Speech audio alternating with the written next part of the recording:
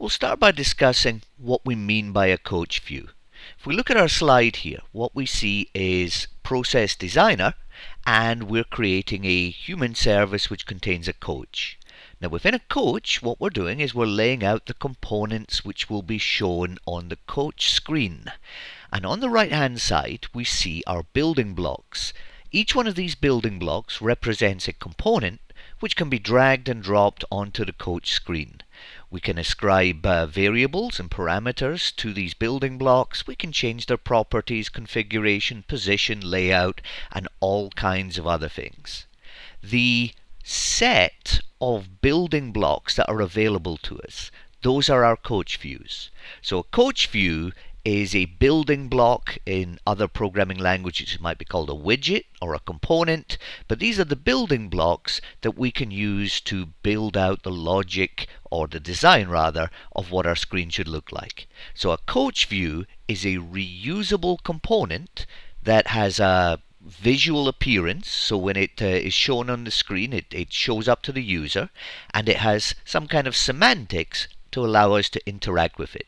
For example, a button coach view represents a button on the screen, and when clicked causes a transition. A checkbox coach view allows us to check an item on or off. Same with radio buttons and text inputs, and the list goes on. So a coach view is a building block component that we can use to build out our screens from. Since the purpose of our presentation today is to talk about what it means to build one's own coach views or a custom coach view, we need to start looking at more of the details of what a coach view actually is. So we realize that a browser shows a human service, and in the human service there can be multiple coaches, and those coaches themselves are made up of coach views. So when a browser displays a human service or a user task and the coach is shown, the set of coach views that are contained within that coach are displayed to the user. Now the way that works is that there's an architecture in place. So when a coach is shown to the user, each of the coach views in the coach is explicitly loaded into the user's browser page. So what really happens is that the browser requests from the BPM system all the information related to each of the individual coach views that are to be shown. Now a coach view is nothing more than the combination of HTML, which is the language of course we use to describe web pages, JavaScript, which is the language that is programmable within the browser web page, and cascading style sheet, CSS, which controls the look and feel and styling of what the page looks like. So a coach view is an aggregate or a combination of those three distinct types of artifacts: HTML, JavaScript, and cascading style sheets. We then combine that with the data, which is the set of variables which are bound or associated with different coach view components on the page, and we end up with the resulting visualization to the end user. The coach views run exclusively within the browser, and all the logic that is being performed while interacting with a coach is logic that is running as JavaScript inside the browser itself. From time to time, as needed, coach views can make REST requests back to BPM to either retrieve more data or send back results when the coach is finally completed. The architecture of the coach view is governed and described by the IBM BPM environment, and we're going to be talking a lot more about that in detail. So although we're writing HTML, JavaScript and CSS, it's important to realize that these run within the context of an architecture. To understand more detail about the coach view architecture, let's spend some time now talking about some of the major components of that architecture. First of all, each individual instance of a coach view owns some screen real estate. And what I mean by that, it owns some rectangular area of the screen which it becomes the responsibility of that coach view to draw within. So for example, if our coach view was a button, the real estate would be the area needed by the button. If the coach view was a text input area, it might be the text input area itself plus some label to the left or the top or above the coach view itself.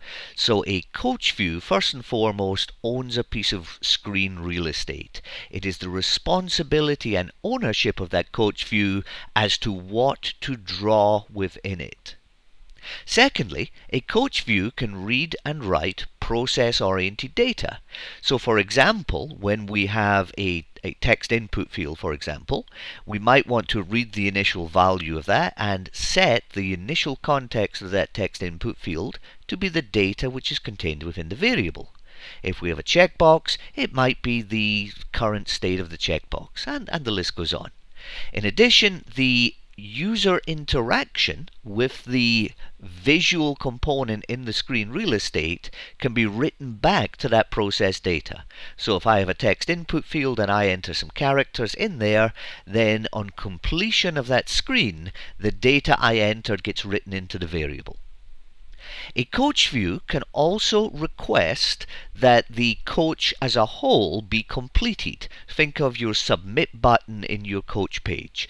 That causes the termination, the clean end of the human service, or rather the coach, and causes a transition to the next building block within the human service.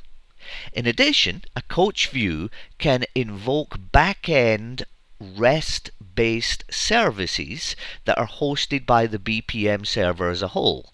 So when you have a coach shown to the user and the user wishes to interact and retrieve some additional data or make some additional requests back to the BPM system, a coach view can make REST requests back to the BPM.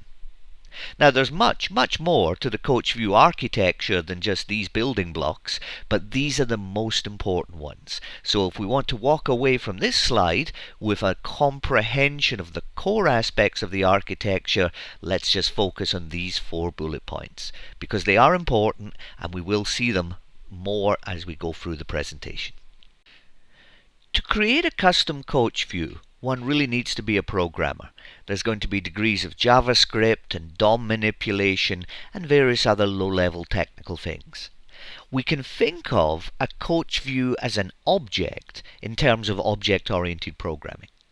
A coach view, just like an other object in an OO paradigm, has both state and methods associated with it. So the state of a coach view is its identity, the variables that are bound to it, and the HTML screen area that the coach view is responsible for displaying. So coach views are UI objects, and when we have multiple instances of a coach view on a screen, each instance of that coach view can be considered to be can be considered to be an object. Now, just like in object-oriented programming, objects have events that can be transmitted to them and events that they can produce. For a coach view, those events are user interactions, mouse movements, keystrokes, drags, clicks, and other UI interactions.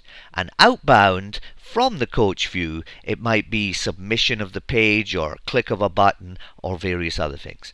But it's important to realize that a coach view can be considered to be an instance of a programming object. Now, to continue to think about the coach view as an object, let's now think about the concept of lifecycle. Now, lifecycle is how an instance of an object comes into being, what you can do with it, and how it's disposed of. For a coach view, we have similar lifecycle considerations. Initially, a human service associated with a task is decided to be used and viewed by the user. The coach opens up and all the instances of the coach view within it are created. Now, when an instance of a coach view is created, an instance of that object that corresponds to it is also created. At which point, the human service /coach/coach view lifecycle comes into play. As we write our custom coach views, those coach views receive events or callbacks into code that we are responsible for implementing. So if I implement a new coach view, or if I design a new coach view, I am responsible for providing implementations of handlers to handle incoming events to the coach view, which are generated by the lifecycle of the coach and the coach views. So initially, when a coach view comes into existence, its load callback is called. So this is the indication from BPM that the coach view should load itself. This is where we initialize the core aspects of the environment. It's where we might create DOM fields and HTML elements. It's where we might connect to backends such as databases. It's where we might do any initial validation and computation based on the incoming data. Once each of the coach views within the page have had the chance to initialize themselves, a second event is sent to each of the coach views asking them to view their data. This is where we have the choice of displaying the data that the coach views represents. So for example, if we have a checkbox coach view, then the view of that checkbox might be to display a checkable field, something with a tick or a cross in it, for example. Or a text box coach view, this is where we might choose to display the text input area componentry. When data changes within the coach, for example, you enter some data in one coach view which might be being used by another coach view, the change event handler is called. The change event handler gets passed in the new data and the identification of which data has changed. So if we register in our coach view that it is interested in particular variables, should those variables change within the context of the human service, then the change callback will be invoked and our logic can be made aware of that data change. Since our coach view logic is 100% responsible for visualizing the data and owning its own area or its own real estate of the screen, we might, and usually do, implement the change handler to update the display when the underlying data that the coach view is visualizing should change. The validate callback is called when the human service, or the coach rather, wishes to validate that the data entered in the screen area that is owned by the coach view is logically valid. Now what valid means is going to be, of course, a function of what the coach view is supposed to do. For example, a zip code coach view wants to check that it's a valid zip code, and an email coach view might want to check that it's a valid email address. The validate callback function is invoked, and we get to return whether or not the data that has been entered by the user is considered semantically valid or not. Finally, when a coach wishes to dispose of itself, the user is about to transition perhaps to another coach, or the human service as a whole is completed, we get a callback through the event known as unload, which allows us to clean up any resources that we may have allocated within our custom coach view. For example, any database connections or other resources that we may have consumed during initialization, and we want to be good citizens and clean those up before the next coach appears. We can handle that through the unload event callback. So the key consideration here is that there is an architecture and contract in place between the coach and the between the coach view and the coach which is hosting it. So the coach view is instantiated from the coach, and the coach invokes each of these callbacks or event handlers or events at the appropriate time with the appropriate input data, and it is our responsibility as coach view programmers to implement these JavaScript functions properly so that they achieve the task that we want them to do. If we think of the coach view as a JavaScript object, then like other objects, they have state data associated with them. And the coach view is no exception. It has a variable that we call the context, and within the context variable is the state data for that instance of the coach view. Core within the context are four primary elements. Now there are more, but these are the ones that I want to call out. First of all, there's an element called the binding, and the binding relates to the data that is bound to that instance of the coach view. So when you add a coach view onto your coach screen, you bind that coach view to a piece of data. And the purpose of that is to allow the coach view to visualize that data. And if user data is entered, if a user interacts with the coach view at runtime, data can be saved back to the associated bound variable. So the key phrase here is that a coach view instance has a bound variable which is accessible through the binding property of the context, and upon reading, you're reading the BPM data that was bound to the coach view, and when writing, you're writing new values back to that variable. Now, coach views also have configuration properties. A coach view doesn't have to be one size fits all. The developer of the coach view can choose to expose configuration properties which can be set by the screen designer when the coach view is inserted into the coach, and those configuration properties are then readable at runtime in the coach by the coach view. So for example, let's assume that we have a property on a text box, which is whether the label is to the left or above the text box.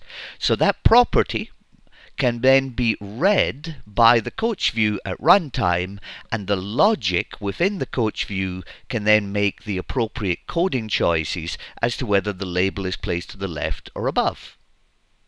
Now, each coach view on the screen has to be uniquely distinguishable.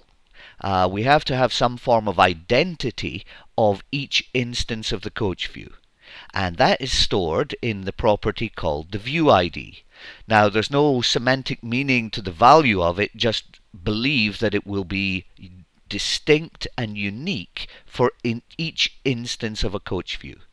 Now, we use this in many places, but the primary place is that when we define for example, some HTML in the layout page, the ID of that HTML can be associated with the view ID, which then means that piece of HTML associated with the view is unique. And since in the coach view itself we can find our own view ID, that allows us to find the particular area within our coach that is unique to our coach instance, our coach view instance.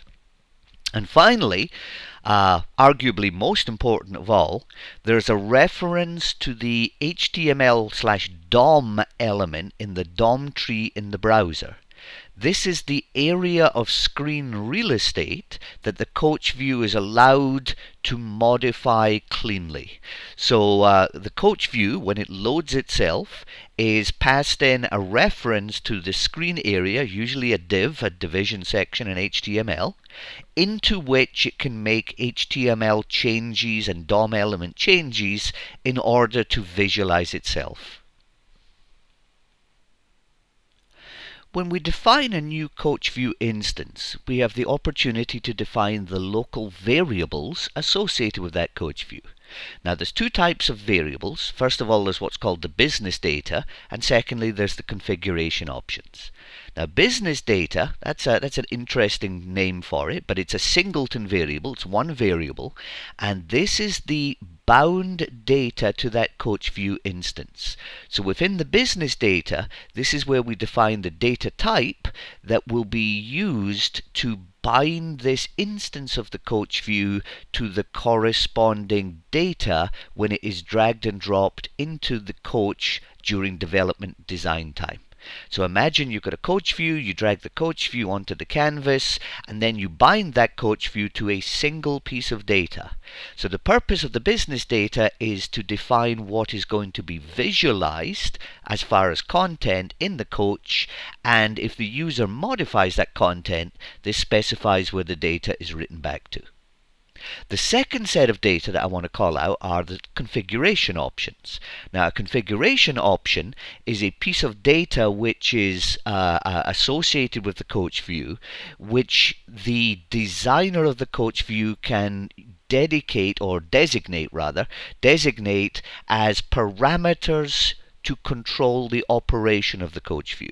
This is where, for example, one would specify booleans and strings and other properties which control either the visualization or the operation of that coach view. So the business data can be read or written to within a coach view, and what you're accessing is the bound data. The configuration options are read by the coach view and used to control how the coach view itself decides to visualize itself. So we've covered the high-level architecture of what's involved in building a coach view from an architecture and design perspective at a very high level. Now we need to turn our attention to the other side of the equation. And this is where we have to write our UI logic within our coach view. And this UI logic is going to be written in JavaScript. And that UI logic is responsible for interacting with the browser screen, interacting with the user, and for presenting the graphics and other componentry that we wish our coach view to encapsulate. Now, we could write this in pure JavaScript and HTML and DOM, but the effort involved in that is substantial. If you wanted to write, for example, a menu in pure JavaScript and HTML and DOM, you would have a hard time doing it. Now, thankfully, packages or frameworks have already been written which accomplish the majority of the UI building blocks you will ever need. Using these packages, you can merely leverage the existing functionality of those packages to present the UI components of your choice. Now, historically, IBM supported Dojo as a framework, but Dojo has fallen by the wayside to some degree. I believe that jQuery is now the de facto standard for browser-based JavaScript programming, while there are other frameworks such as Angular, Polymer, and Bootstrap which provide HTML-based programming to the user. What we will focus on is jQuery, and which I believe to be the best candidate for raw JavaScript programming, which is what coach views provide today. So using a coach view technology, we will be writing JavaScript code which will leverage the jQuery services, leverage the jQuery functions in order to provide the visualization in our custom coach views. So now let's get into some of the mechanics of what is involved in creating a new coach view. First of all, you bring up your process designer. And from within the process designer, under the user interface category, you will find that there's the capability to create a new instance of a coach view. From the coach view new menu, up comes a dialog, and in that dialog we get to name the new coach view we're going to create. After clicking finish in that, we're brought up again into the process designer, and now we're in a dedicated editor into which we can develop our coach view implementation. So this dedicated editor has all of the capabilities built into it to understand what it takes to build a coach view. In here we can define our raw HTML, we can define our JavaScript on event callbacks, we can define our visual layout. We've got all kinds of functional capabilities within the editor to allow us to implement our new coach view construction.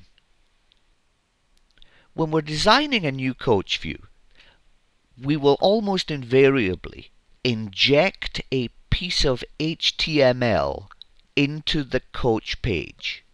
So when a coach view instance is loaded by the coach at runtime, a fragment of HTML is inserted into the page, which is the location of where that coach view will appear on the screen.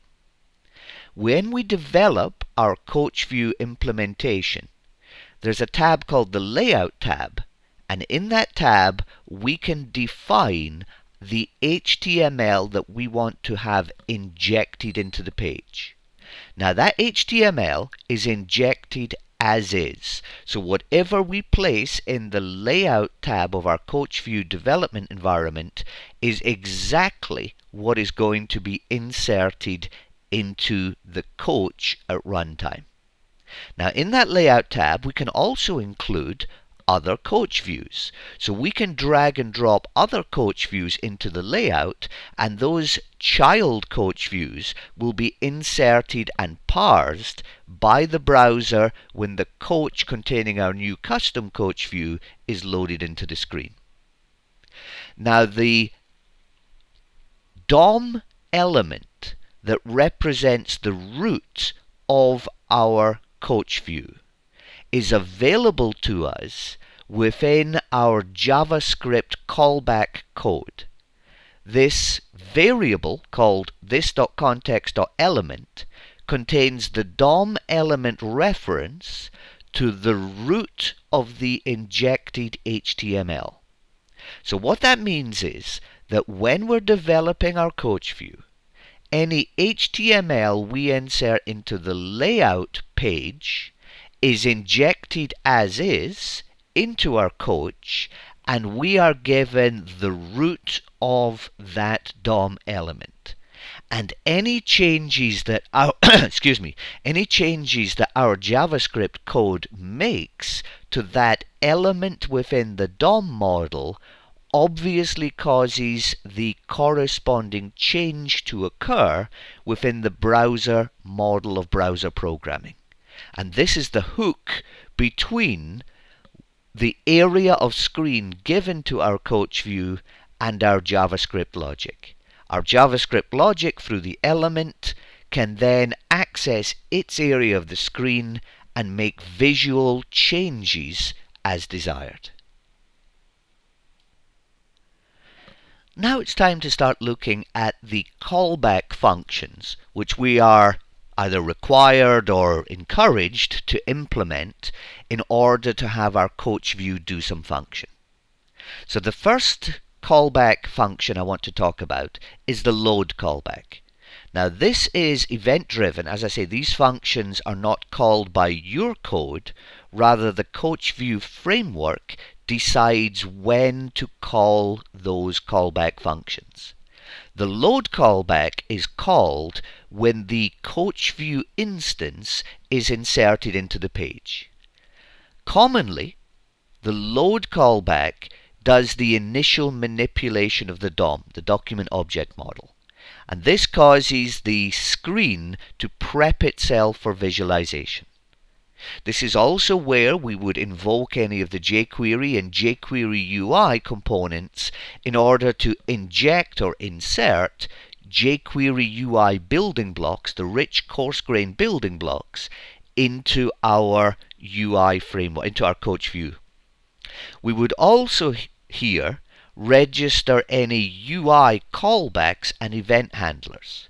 Remember, the model of browser-based programming is that first of all we declare what the screen should look like, and this is just classic browser-based programming, and then we register what user interactions with that screen should do. And those user interface interactions invoke callbacks and event handlers associated with those UI components. So when we're building our custom coach view, our load callback would be responsible for setting up what the screen would look like, executing any jQuery UI functions to insert coarse-grained building blocks, and registering user-initiated callbacks, where those callbacks would perform logic such as setting variables in the BPM environment. The next callback that I want to talk about is called change. And the change callback is invoked when data which has been bound to your coach view changes. So what I mean by that is, imagine you have multiple coach views on your coach screen. And those coach views may share data. So for example, they may be bound to the same variable. Maybe, for example, you have a table which is showing values, and you've also got a chart which is showing a visualization of those values. Now, both those coach views may be bound to the same list of data. And so if the data is changed by some coach view, we want the other coach views, which are also bound to the same data, to update their appearance. And hence we need a callback, and that callback is called change. So change is invoked at runtime in the browser when data that the coach view has registered an association with changes. When the change callback is made, you are told which variable has changed, what its old value was, and what its new value is. This allows us to perform explicit or implicit interaction between multiple coach views on the screen.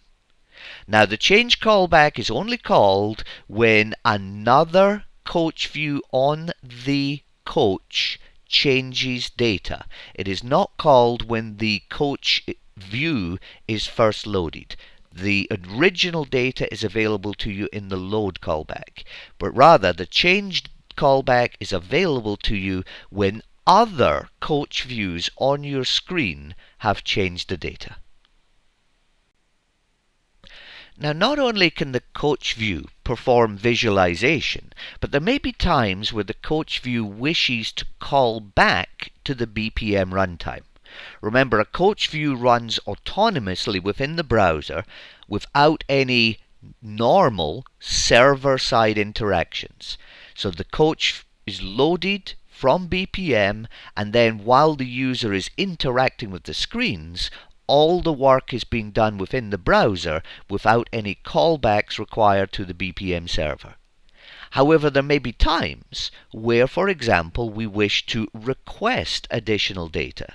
For example, imagine I have a coach in front of me, and that coach, for example, allows me to enter a customer number. I might enter that customer number, and upon entering it, be presented with the details of that customer. So in order for that to happen, the coach must make a callback to BPM to request the additional data. So the coach view architecture provides an Ajax mechanism or a REST mechanism to allow the coach view to call back to BPM to invoke exposed Ajax services which are exposed from the BPM runtime. Now, the coach view makes this very, very simple. Within the coach view architecture, we have APIs which can be called that take as parameters the name of the BPM Ajax service and input and output parameters that are expected. The Ajax call is performed asynchronously, so what that means is that when we're coding an Ajax call in our coach view, we specify a callback handler that will be invoked when the response from the Ajax call returns to us.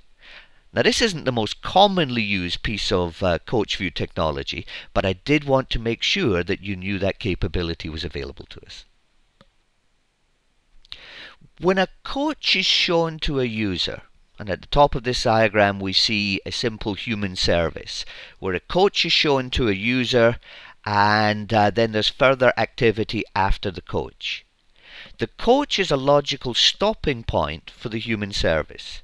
When the coach is reached, the coach is shown to the user within the browser, and then the user spends time on that coach page before completing the coach and then allowing the human service to move on to the next step.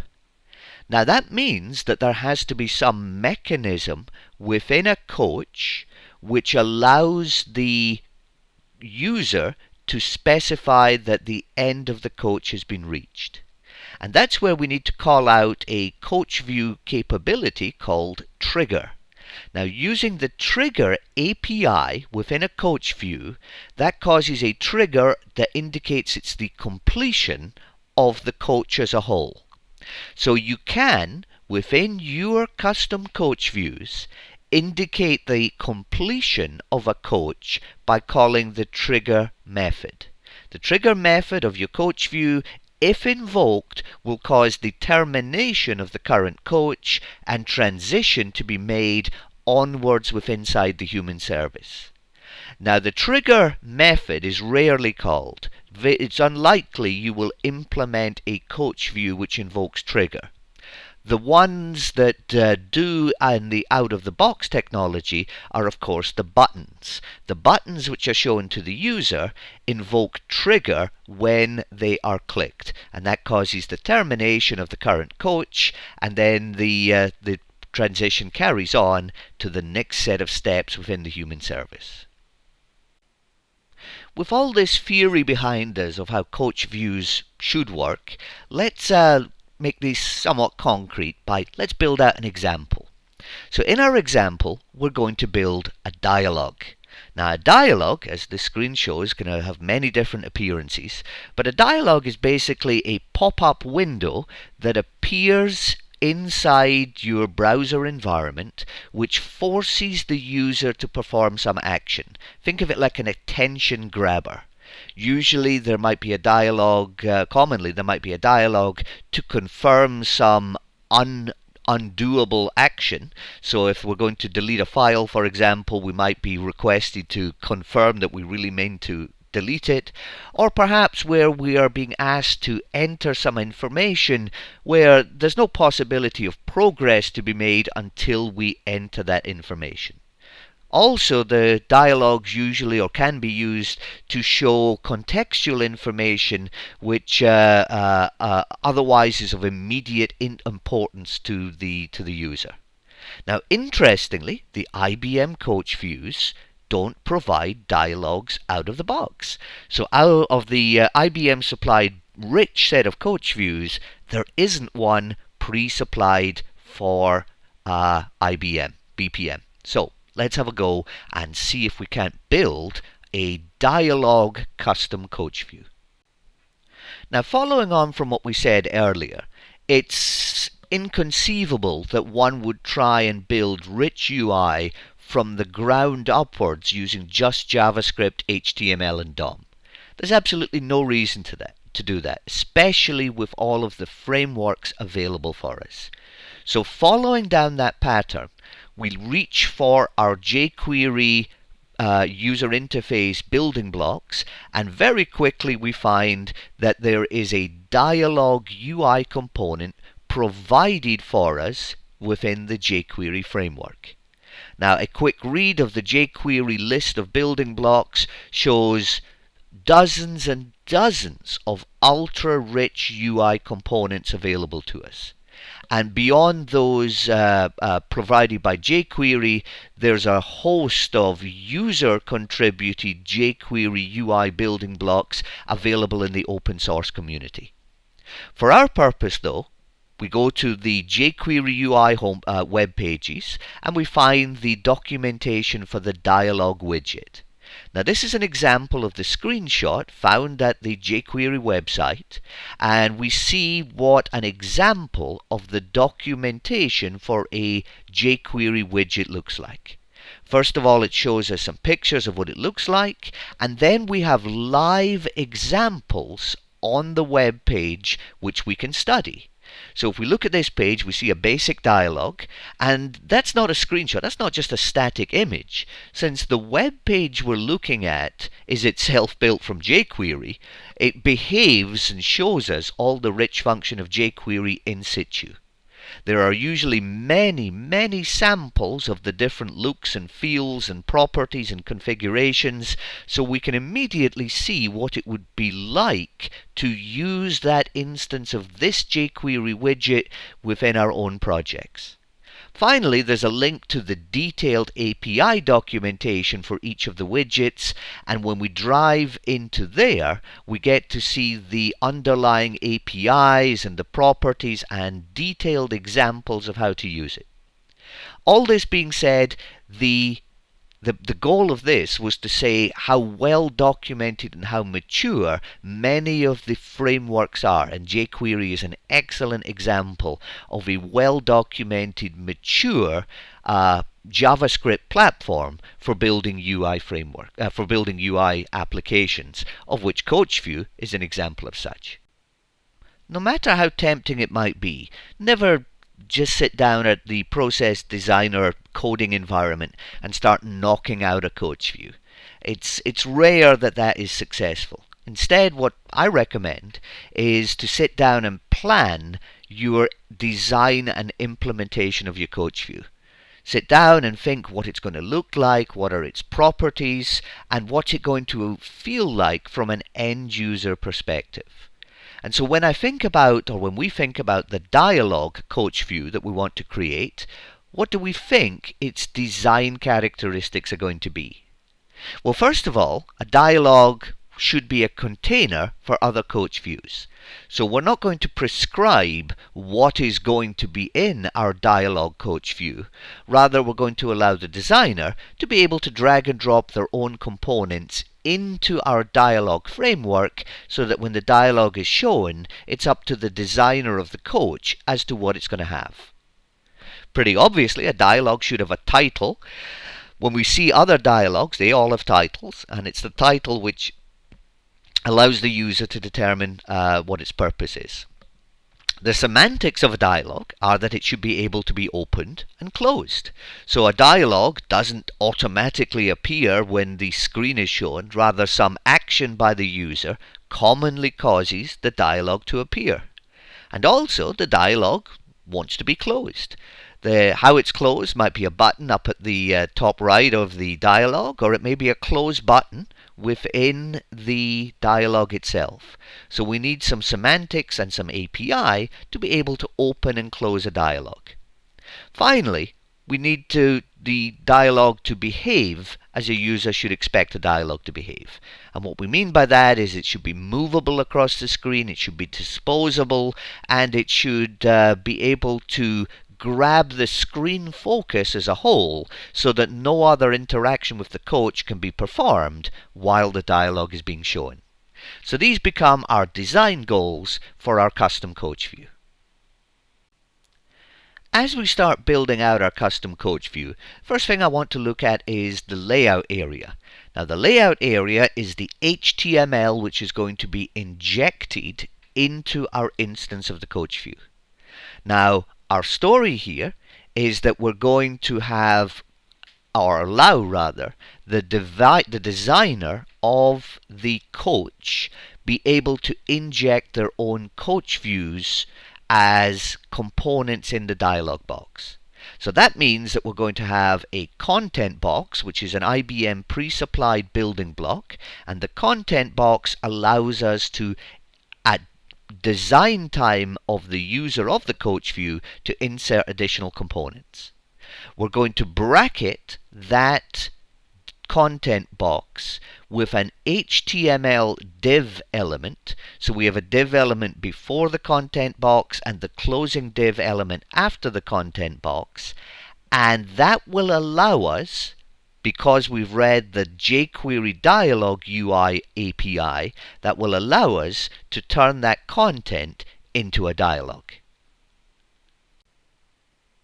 Since our coaches are built up from coach views, the coach views provide the guidance to the coach of what each of the dependencies are for each of the coach views.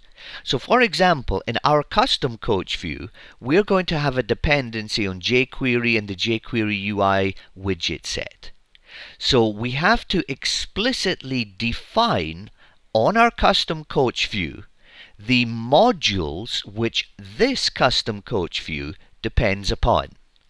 This gives instruction to the coach environment that when the coach is loaded, it should load also these dependency modules. Now, fortunately or cleverly, the coach architecture is clever enough to realize that if a previous coach view also depended upon the same modules, not to load it twice. So when we develop coach views, we have to predefine the dependencies of other modules, such as jQuery or Dojo or Angular or other things that our coach views depend upon. And we define those in the AMD tab. Now we get to look at the core logic of our custom coach view. This is again the dialog coach view. Now, the code you're looking at is the vast majority of this custom dialog, of this custom coach view. There isn't much more to it than this. It's not many lines of code, and it's written in JavaScript, of course, but this illustrates the skills that one needs in order to create a custom coach view. If you can't read this code, if this code looks like Greek to you, then you need to go off and study your JavaScript, jQuery, HTML, and CSS programming, because this is the entry stakes into building custom coach views. The ability to be able to understand and write code like this. Now again, I'm not trying to scare you off. If you have the need to write custom coach views, just understand that you need to break open the books on JavaScript, HTML, CSS, and read the documentation on your framework of choice, for example, jQuery. Now, if you don't understand those things, let's break apart at a high level what this coach view does. So the first thing it does is we create a variable called widget node, and that variable we want to point to the DOM element in the tree which is going to contain our dialog for this instance of the coach view. So widget node basically is set to point to our specific div element for this coach view. Then, now that we have a reference to that element, we create an instance of a dialog encapsulating that element. So by using the dialog constructor, which is one of the jQuery primitives, jQuery UI primitives, we're saying that we now wish a dialog to replace that content of the HTML DOM tree. We don't want it to open immediately, so we say auto open is false. No reason why we would ever want it to just open immediately. We say modal is true. That means that we're grabbing exclusive access to the screen, so that while the dialog is shown, no other user interaction is going to be performed with what lies behind the dialog. We set a title to the dialog, and we get that from the label of the coach view that the user entered when they had injected the coach view. And we also say that when the dialog is closed, we want to set a value, a boolean, that indicates that our dialog is being closed. And this is what we use to determine whether or not the dialog is open or closed from within our coach framework. So those lines there from the widget node dialog to the end, that is all that is needed in order to create a dialog component within our JavaScript jQuery environment. Now the last line of the code, this basically says, let's look at our binding variable, and if the binding variable is initially true, then open the dialog. So when we use this coach view, we're going to bind this coach view to a boolean valued variable, and if the variable is initially true, then we immediately open the dialog. And the final bit of code we're going to look at is the change handler. And the purpose of this change handler code, and again this is a combination of JavaScript, jQuery, and coach view architecture. The purpose of this change handler is to watch the variable that our coach view is bound to. If that variable changes to be from true to false, then we're going to close the dialog. So for example, if the variable that we're bound to goes from true to false, that means that the dialog is open, and if it becomes false, we close the dialog. Conversely, if the variable goes from false to true, that's our indication to open the dialog. And it is this mechanism that allows us to provide the API semantics that allows the dialog to appear and disappear as needed under control of our coach framework. And finally, here's what the final result looks like. So on the left-hand side, we've got the dialog as it appears in the coach editor. And I've added a couple of coach views into this dialog and a button to close it. And on the right hand side is what we see the dialog look like at runtime when it is opened within our human service, within our coach. So as we see, we have a perfectly functioning dialog coach view. And of course one which we might claim really does add value to our coach view framework. Okay, so we've come to the end of our presentation here. Before we talk about further study, let's talk about summary of what we've learned here. So we now understand that coach views are the building blocks of coaches, and that the coach views provided by IBM are merely the set of coach views that IBM has chosen to provide.